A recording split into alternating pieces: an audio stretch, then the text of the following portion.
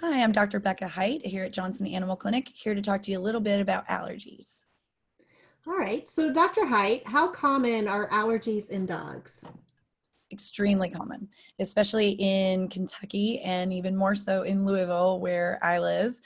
Allergies are everywhere. Not seasonal or not year round, it's usually seasonal, but we see it all day, every day. Okay. And then what are some common dog allergies? So some common allergies, it really can depend on your area of the country. Here, ragweed, pollen, dust. There's a lot of allergies when we do these allergy tests, sometimes that say they're allergic to human dander, cat dander, that they might be also allergic to cockroaches or ants that might be, but it's usually going to be inhalant in the house, inhalant outside, or contact allergy. Okay. And then how do allergies impact the health and well being of my dog?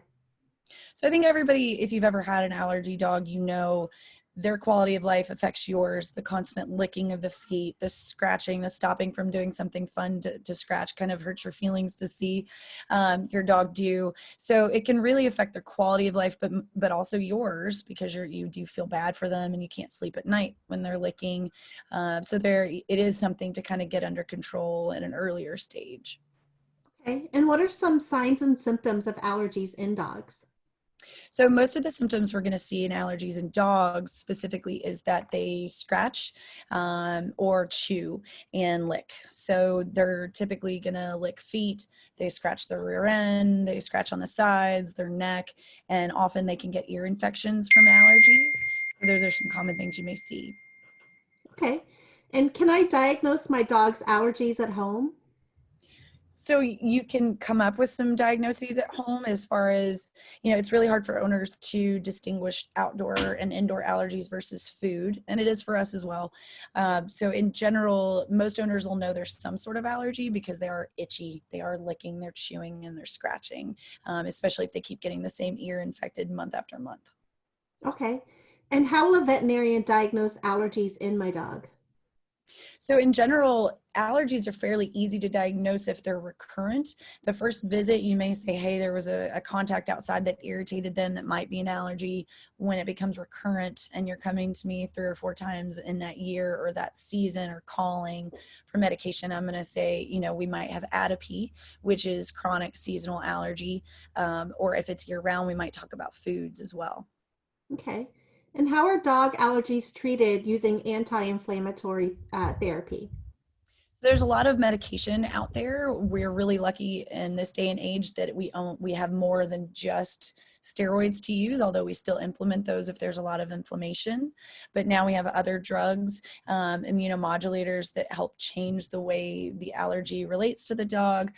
We also have a drug that's a pretty amazing injection, and that's going to block that receptor. If we're allergic to a pollen, it's going to stop that from attaching and making the dog itch. So we're really lucky nowadays, and there's still allergy testing and allergy serum that's still the gold standard. But short of that, we have a lot more options to treat, as well as over-the-counter antihistamines if it's mild. Okay. And then how is shampoo therapy used for dog allergies? So shampoo topicals are really important. We don't use them enough in general practice. At the dermatologist, they always use a ton. There are shampoos that physically help alter the barrier of the skin cells so they don't leak and get irritated and allow those allergens to irritate them. There's really good antifungal, antibacterial, and soothing shampoos that can help the medication work better. So it's really important to use those together. Okay. And then last question, why is hyposensitive? Those are fun words. What is hyposensitization and desensitization therapy for dog allergies? So that would be where you either come to your veterinarian or a dermatologist and do allergy testing to find out the list of what we're allergic to.